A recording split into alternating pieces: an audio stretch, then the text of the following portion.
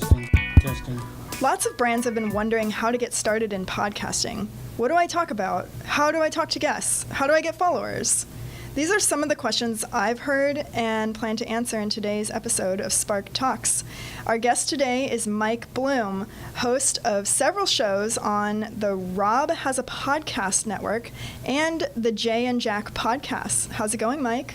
It's going great, Vanessa. Thanks so much for having me on. I'm ready to spark some conversations about podcasting, if you will. That's just some of my fantastic, crispy wit that I bring to all the podcasts that I do. And you too can, folks. I love it. I'm Vanessa Zucker, Spark's marketing manager, podcasting consultant, and the host of Spark Talks.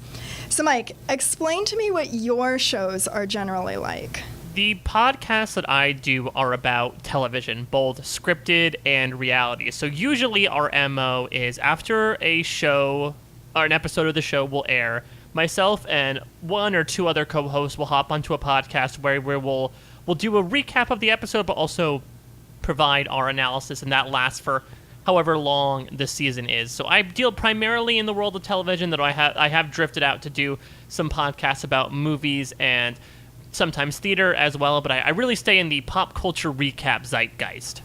So it looks like we're coming from two very different backgrounds within podcasting, since most podcasts I've done are these interview-style podcasts around technology and marketing, and most clients I've consulted for are VC firms. Well, I mean, you always want to change your routine up a little bit, whether it be in podcasting or just in your daily day-to-day life, so I'm happy to be that change for once.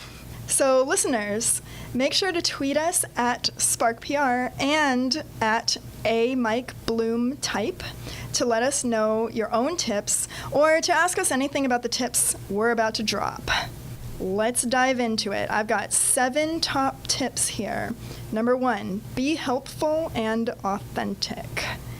In my opinion, we're way past the time in which you can make something that's blatantly promotional or even marginally relevant and still get attention for it. I think you have to be really sincere, really believe what you're saying, and truly think about your audience and what they want to know. What do you think, Mike? Yeah, I think the latter part of that sentence, the authenticity segment, really applies to what I do personally, but I think it can really segue into the work of other podcasting as well, because your authenticity and your general passion for whatever you're talking about is going to show in spades. I've been able to do a lot of advising with nouveau podcasters since I've really gotten into the game, and a lot of them say starting off, I'm nervous about getting on to talk, I don't think I'm interesting, I don't think people are going to like it, and all I tell them is, do you enjoy what you're about to talk about? Because that's really all that matters. You can be surprised that even though you might walk in saying, I really don't have any matters or opinions on the subject, if it's something that you really are authentically passionate about one way or the other, you will find a treasure trove of things to say about it. And as a result, you're going to be so emotionally charged in your talking as well, it's almost going to invigorate and connect with your audience too. From a brand perspective, brands really know what they're talking about when it comes to their wheelhouse. I've noticed a lot of brands tend to get kind of self-promotional, and I just wanted to reiterate this quote from Edelman that is, "The convergence of paid, owned, and earned media has blurred the distinction between each. You don't need to design ads that look like editorial content. Great content is your ad." So what that's saying is, your podcast doesn't have to be a place where you self-promote all the time. The content within your podcast is the ad itself. I completely agree. I think the content is the best way to sell yourself. I think once you sort of get very circulatory and just really promoting yourself as a brand, you almost get the audience to tune out. But one of the reasons why, from my podcasting perspective, I've been able to divest in a very passionate and very connected audience is because they're as excited about the material as I am speaking about it. And so we're able to connect on a variety of levels, and we maintain a much stronger connection from an audience provider perspective than we would have if I initially just came on and, talked for minutes upon minutes about promoting my brand. And there are podcasts, even outside of, the business field, even in the realms of entertainment, where there's podcasts about like people covering TV shows, and some people will say, I didn't really think about wanting to watch this TV show at first until I heard people were covering it, and I heard about how excited they were to talk about it and the pros and cons of the show, and that's what really got me into it. And yeah, sometimes these podcasts are a great way for people to find out about a product or a brand or an activity, and that leads to their own discoveries. Yeah, totally. I think that your comment about what you're passionate about leads into my second tip, which is find what your strengths are and use them to differentiate yourself. Like, if your VC firm specializes in the legal environment of self-driving cars, then tell the world about that. Like, sure, your audience will be more niche, but those who listen will be much closer to the audience you want participating in your services as a brand. Yeah, and that's actually something that I've experienced that I didn't think I would before, where as a big watcher of reality television, for example, there will be some times, and you can attest to this, Vanessa, as one of the listeners of one of my podcasts, who, I might be recording a RuPaul's Drag Race podcast, and I might make a reference to a show like Survivor or Big Brother. And we've found that actually when you do that, when you refer to other shows within the umbrella and not necessarily refer to that specific show, sometimes listeners actually don't like that. Within your coverage, you want to remain as specific and niche as possible. Don't make too many assumptions about your audience, because again, that's going to keep the audience extremely invested. Once you sort of start branching out to talk about a bunch of other random things on your podcast, that's going to start to lose a little bit of interest amongst your audience. Yeah, and I'd say that's applicable to a lot of different channels and platforms. I was just talking to somebody today about how I only follow Instagram accounts that revolve around a particular topic. I don't follow accounts that post pictures of their life in general. It has to be about a specific topic. Yeah, absolutely. And so that being said, the most successful podcasts are definitely the ones that stick to a theme. They come on and say, hey, we're this podcast, we're going to talk about this and only this. Now, does that mean that you don't leave room for, tangents or other things that allow podcasters to really show their personal side? No. I think one of the great things about podcasting as well are that the fact that we're only human, that these are people, flesh and blood, providing voices to these microphones. And so, you get to experience their more humanistic qualities through maybe getting to know them a little bit through the podcast. But that also doesn't mean decide to tackle 5 different subjects at once. There's a reason why a podcast like Pop Culture Happy Hour, for instance, which is one of my go-tos when it comes to general pop culture knowledge, only covers 2 main topics per week. If you as a podcaster try to cover a multitude of topics over the course of half an hour to an hour, you are going to drive yourself crazy from the get-go. Mike, this means that you're not going to talk about B2B enterprise software on one of your special episodes? I'll have to save that for a bonus episode, a B2B bonus episode. All right. I know that you're an expert in this next tip, and I also know that a lot of brands, especially B2B brands, would be interested in knowing this. How the heck do you make it entertaining? Well, first of all, you were way too kind to call me entertaining. At least you didn't apply an adjective to it, so I don't know if that's a compliment or an insult. I'm going to assume it's a compliment for now. As I said before, this is one of the main questions that I get when people come to me and say, I want to start a podcast, I want to start podcasting, but I'm afraid it's not going to be entertaining enough. I cannot emphasize enough what we've talked about in these previous 2 points. If it is a subject that you really enjoy and that you're really passionate about, the entertainment factor is going to be there. Whether or not you think you're the biggest jokester in the world, whether or not you think you're the most analytical person in the world, you will be surprised at the amount of insight you can bring if it's something that you're really passionate about. The other big thing I would say is that creativity factors a lot into making these podcasts quote-unquote entertaining. Once you really get strong in your podcasting game, you can think about, are there certain segments or certain quote-unquote games that I want to apply to the podcasting? For instance, on some other podcasts, for when I cover the Jay and Jack Network, we cover The Leftovers and Fargo, myself specifically. We have a whole section dedicated to listener feedback, calls and emails of people who contacted us throughout the week. And from there, we're able to connect with the audience, respond to them, play around with them, It's a really nice way for us to connect with our audience and also separate ourselves from the recap proper. So it's sort of like constructing a very ornate building. Once you get your base going, then you can really focus on those tiny details and flourishes that will really differentiate you from the other podcasts that might be talking about the same subject. I bet that some of your listeners who interact with you would even bring up something that you'd never thought about before, or they provide some of the creativity, don't you think?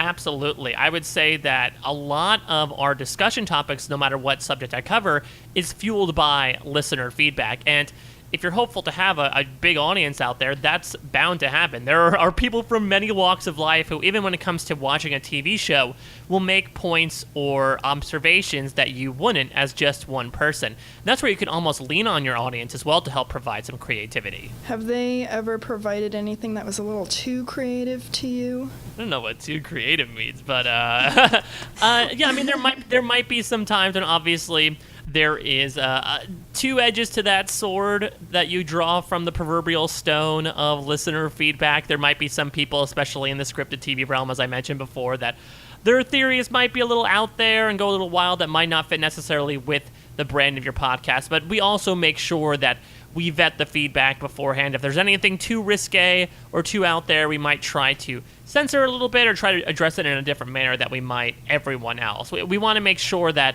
we love our audience, but we run their messages through our own little vetting system beforehand to make sure that, again, we're creating the best product possible. Once I've got my idea for my podcast, I've figured out how to record my first episode, I've got the creativity down and all of that, the next tip is get some consistency in your programming for the rest of your episodes. For most podcasts, I would say this means having the same host or hosts on each episode. What other types of consistency can you get? So I'm very lucky in that the medium that I cover is very consistent. And as I mentioned before, almost always there's an episode every week. And so we know, okay, after an episode airs, we're going to get together. Usually with the co-host that I'm with, we usually schedule a usual time and day to get together, though that can obviously be pliable depending on other people's schedules. We pretty much decide on who does what. For instance, all my podcasts, there's pretty much one person who controls the narrative, who helps spur the discussion and really move things from segment to segment. So that makes sure that everything is nice and organized. So that's the type of consistency that I think you want to establish right off the bat to make sure that your conversation flows as smoothly as possible. What about consistent formatting? There are several formats of podcasts I've seen that are most popular. There's like the serial narrative kind of podcast, for example, Serial. Then there's an interview style, there's like a monologue style. Do you think that it is too jarring to mix these up, or what? So I would say that, starting out, and this sort of applies to all of our tips, starting out things are going to be a little trepidatious when you start out as a podcaster. And that's okay. I think you do want to walk in with a plan from the get-go, but also things may change on a dime depending on the chemistry with your co-host, see how the various segments or the various formats that you just talked about are interacting. So while I say go in there with a plan, don't be afraid to change things as well, or change things on the fly. If there's a piece of breaking news coming in with regards to your subject that you want to do a special emergency podcast on, where you sort of get you and your co-host hot takes about the subject, drop any sort of pretense of format and just get a loose conversation going, so be it. But I do think that whether or not it's at the beginning or maybe a few episodes in, setting up that skeleton to build out this proverbial body of work, quite literally, is very important. Another thing I've noticed that some brands might have a little issue with is keeping a consistent release schedule. I think that whether it's once per week, once per month, doesn't matter. As long as you're consistent, I would say that to get the most attention on your podcast at your launch, more than once a week is best. That way, when people find your podcast, they'll have more than one episode to listen to. Yeah, and so that being said, obviously figuring things out from a post-production perspective is going to have a little bit of a learning curve as well. So what I would recommend, especially to podcasts that are just starting out in their nubile stage, is bank a set of shows, whether that be 3, whether that be 5. Just make sure, you get these podcasts recorded all in a row before you actually release them. That way you have the wiggle room to be able to edit it, make any changes, what have you, and then you can release them periodically on a set schedule. That gives you time to get listener feedback and rejigger things before you hopefully come back during that time to record another batch of episodes or just record on a periodic basis. And so it seems almost like a magic trick to the audience that nothing has changed in the time. You were just periodically releasing things week by week, when in reality you had recorded 4 episodes a month beforehand, and in that time you were figuring out how to concretely format that podcast before you jump back into it. Yeah, so I would say that those earlier episodes, they should maybe be a little bit more timeless, like less time sensitive, so that way if they're scheduled way out in advance, they won't seem stale by the time they come out.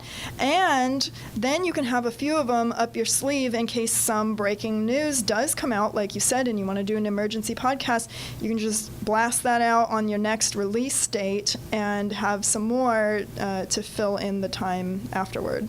Absolutely. I think reliability is a great indicator as well when it comes to podcasts. And I'd say once you figure out a frequency, as you mentioned, whether it be once a week, once every other week, once a month, what have you, make sure when you're doing these podcasts to communicate that schedule to your listeners. I think the last thing you want are a bunch of confused listeners reaching out to you saying like, oh, when's the next podcast going to come out? I think if you set out a reliable recurring schedule, that means they're going to keep tuning back in. It's just like with a television show. The ones that do worse are usually the ones where the network says, okay, 1 week it's on Tuesday at 8, but 2 weeks from now it's on Thursday at 9. If this podcast has a set day and time it's released, no matter what the frequency is, that's going to bring in a more reliable set of listeners. When you're in the thick of it and you are recording, you're talking to your guests and your fellow hosts, how do you make interactions engaging so it's not just a bunch of people talking at each other? This can be a very tough one, especially starting out, because podcasting has really become a sort of impersonal game where you're essentially talking at each other, usually or sometimes in person, but usually virtually through some sort of Skype or other type of recording software. And usually when we're having conversations in the room together, there are certain visual cues, right? Where you're noticing, okay, someone's finished talking, that means I should start talking. Or someone's giving off a body language, that means that they're showing a certain tone. That's hard to determine when you're just going off of someone's vocal qualities. So again, I'll give the advice that it's going to take some time to get used to whoever you may be podcasting with. Even your closest friend, sometimes you might not have the best chemistry with them when you're in front of the mic, but I would say give it time. It's just like any sort of other business relationship or friendship you may form. Give it time, figure out what the other person's tics or mannerisms may be and how you may incorporate that in the podcasting. I mean, it's all about building chemistry, and I think part of that as well is also communicating with each other. It's definitely a group effort when it comes to figuring out how to run a podcast. So even though I might serve as the main host for a couple of the podcasts that I do, I always reach out to my co-hosts, ask for their opinion on things, make sure we're always in communication about, okay, what are we doing this day and time? I always ask them how they are before they record, almost like warming up. We usually never just hop on, say hi, and then hit the record button. We usually have a little bit of a conversation just to sort of warm up into the eventual conversation that we're about to do. I mean, building chemistry can be one of the hardest things to do initially, but once you get going, it can really be unstoppable and really one of the make or break elements of a podcast. I totally agree. The trick that I use is I usually invite all guests to a half-hour brainstorming session about a week before recording, and the premise is to get everyone acquainted with the topic, to ask if they have any points to add, so they really get to be an author of the topic we're talking about. But my secret reason for doing it is so that everybody figures out how everybody else talks, and then they know when to respond and when to wait during the actual recording. Again, as we mentioned before, if you're speaking about a topic that you're passionate about, you are going to run into the problem sometimes of talking over each other and the awkward pleasantries that come with, oh, no, you go, especially if you're podcasting with more than 2 people. A group of people can be tough to maintain sometimes and really wrangle in. I do recommend that unless you really feel like you have a big handle on maintaining conversations with multiple people at once, I'd say starting with a one-on-one podcast is always a good idea. One of the tricks that you would have to utilize when podcasting with more than 2 people is having to make sure that everyone sort of gets equal speaking time, whether that means distributing the questions that you throw to people or editing things down to make sure that not one person is monopolizing the conversation. It can be a little tough, especially starting out. So I would personally recommend, if you're starting a podcast, find your one sort of ride or die person. And once you get the conversation going with them, then maybe think about bringing someone else in, because another voice in the room is going to bring a little bit more confusion when it comes to creating the production of this podcast. Yep, totally agree again. I like to tell people before recording that it's okay if it feels a little awkward. Basically, if you tell people that don't worry, it'll all get fixed in post, they feel a lot more comfortable, and then they get a lot more casual, and it works a lot better. Yeah, absolutely. Just rely on the magical fairy that is post-production. All right, so once I've recorded my episodes and I have everything down pat, now I need to promote my content, because no one's going to listen to it if it just sits on my website without anyone ever talking about it. How do you do that? One of the great things, but also one of the scary things about podcasting, is that nearly everyone can do it, and nearly everyone has done it. You can see firsthand if you go into the iTunes podcast store, for example. There are so many podcasts out there that sometimes when starting out especially, you feel like your work is a little bit like a drop in the bucket. And that's where promotion comes in. And there's a variety of ways you can do that. If, for instance, you already have a social media account, whether that's a personal account, a corporate account, what have you, that's a perfect way to distribute your medium, that you're already connecting with people that are already drawn into you for one reason or another. So that might be a great first wave. And then from there, make sure to say, tell your friends, tell whoever you think might be interested in this about this. That's really how things get spread, honestly. In this day and age, the podcast age is through word of mouth. There have been so many podcasts that I have connected with just people telling me, oh yeah, you should check this one out, you should check that one out. And if I didn't have those people, I never would have discovered them in the first place, because there's just a multitude of podcasts out there to check out. So I'd say initially, utilize the resources that you have. You don't have to really do anything groundbreaking starting off. Utilize those connections, because those are probably going to be your most solid connections when it comes to building an audience. Another way that I would suggest pushing your content out is to place some budget behind your promotions. If you're a brand, then you will have budget to promote your social posts and do advertisements. And when you're on social, you can target your audience as niche as you want to go now and promote it to that chosen audience. That'll really get the views up, and hopefully you'll get the word of mouth after that. I will also say that sometimes if you know other podcasts that might be dealing with the same subject material, or let's say there's someone else promoting another product that you think would be fun to bring on and have the conversation, cross-promoting can be a cool thing as well. I know that one of the main podcast networks I'm affiliated with does a lot of cross-promotion with bringing on hosts from a variety of podcasts on a weekly basis to just sort of give their takes while at the same time promoting their own product. So again, as long as it's still in that niche and you don't branch out too much to just cover a wide variety of subjects by bringing someone in, having a guest come in just for one episode to talk about their thoughts on whatever the subject may be brings in a possible whole new audience from that individual to check out your podcast. That is such a great idea. I've noticed this with a client of mine.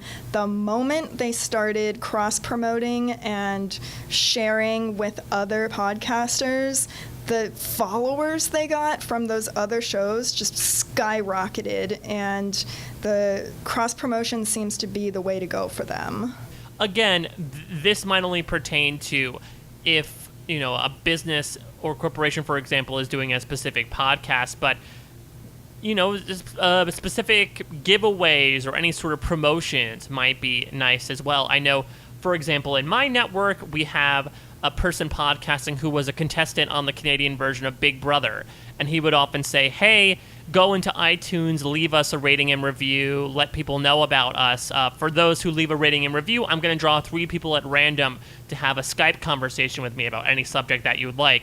Again, your results may vary in terms of how you'd like to utilize that, but again, depending on what sort of brand you might be representing, that could be a cool way to really incentivize people to not only get interested in the podcast, but also leave some positive feedback as well, because feedback can be very important. I know in iTunes, at least, a lot of charts are buoyed by, positive reviews being left on there, and a lot of different eyes and remarks left on it subsequently.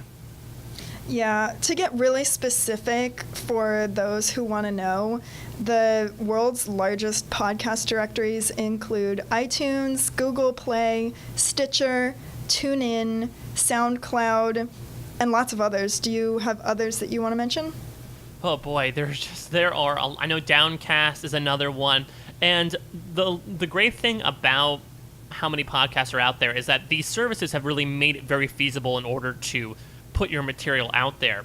For instance, I had only about a year ago created my very first podcast on my own and had to link it with iTunes, and I used a service called Podbean, which for about $8 a month hosts all my podcasts and allowed for iTunes integration. So it really has become super simple in order to correlate with all of these various platforms because there is so much material out there. The market almost calls for it.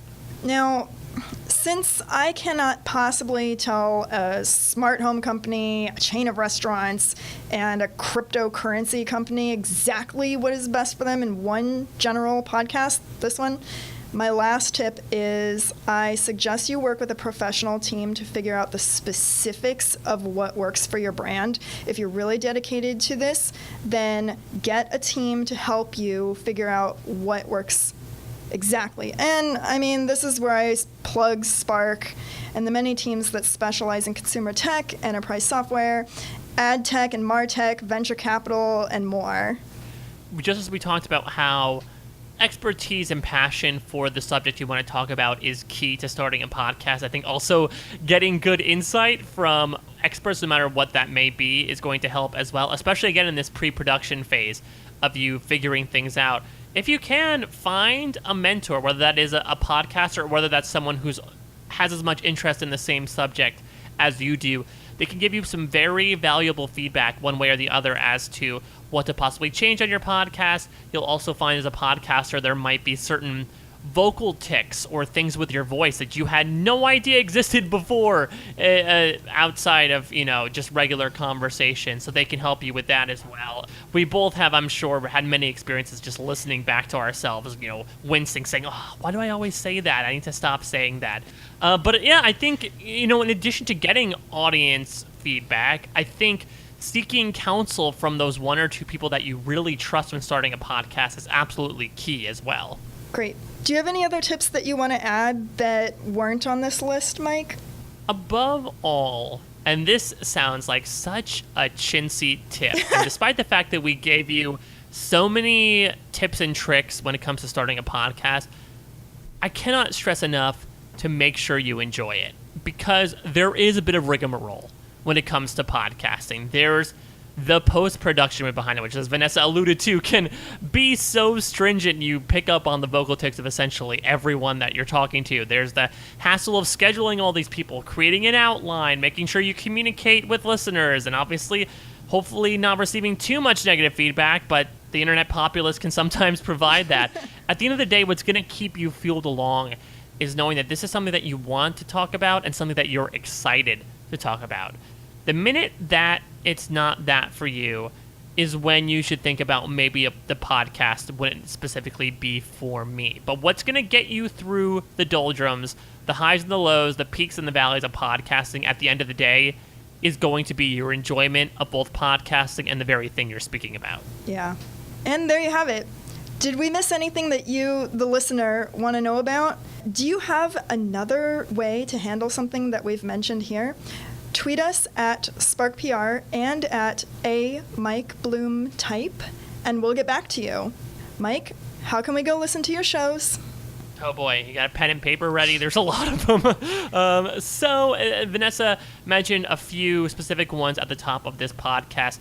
You can check out the work I do on reality TV at Rob Has a Podcast. That's a reality TV network that sort of has a bunch of subsidiaries underneath it. The main thing that I cover right now is RuPaul's Drag Race, though I also cover Top Chef in a mainline capacity, and I also do guest appearances talking about shows like Survivor, Big Brother, The Amazing Race, The Challenge, what have you. From a scripted TV perspective, Jay and Jack, who some of you who might have been big fans of the TV show Lost from the late 2000s might know Jay and Jack. They were one of the preeminent Lost podcasters out there until the show ended. They cover a bunch of shows in their network. I'm very lucky to be joining them for two shows, The Leftovers and Fargo, both of which had their third seasons recently premiere. Both fantastic shows. I absolutely loved getting to talk about it with those guys. The Leftovers, you can search on iTunes for The Leftovers with Jay, Jack, and Mike. And for Fargo, you can search for Fargo with Jeremiah and Mike, or you can just search for Jay and Jack. There's a feed called The Whole Enchilada that should be able to get everything in there. I also do monthly recaps of Saturday Night Live. I'm a huge comedy nerd, and so myself and a guy named Rich Tackenberg get together to do monthly reviews, sketch by sketch, talking about what we liked or didn't like. If you search for Saturday Night Live on iTunes, you can find that there. I do coverage of old Survivor seasons if people are into that under the Survivor Historians. And finally, I am doing a movie podcast called The Hamster Factor, in which myself and one other person watch a movie every other week that he has seen. I have not. I have some big holes in my pop culture knowledge when it comes to film, and so we get to catch up and really fill in that movie library on my behalf, and we get to talk about my hot takes and his historical background into it. I know that was a lot. I've inundated you with many, many podcasts, but again, if you follow me at a Mike Bloom type on Twitter, I promote all of my podcasts there. And Vanessa, thank you so much for having me on to talk about, the tips and tricks that comes with starting a podcast. This is something that I have been so lucky to be able to get into in the past few years. It's something that makes me so happy that I love to impart any sort of wisdom I may have onto others that are looking to do the same. Well, that's exactly what we were going for. I'm so glad you are here. And the rest of the Spark Talks episodes are in the news section at sparkpr.com. Thanks a lot, Mike. Thank you.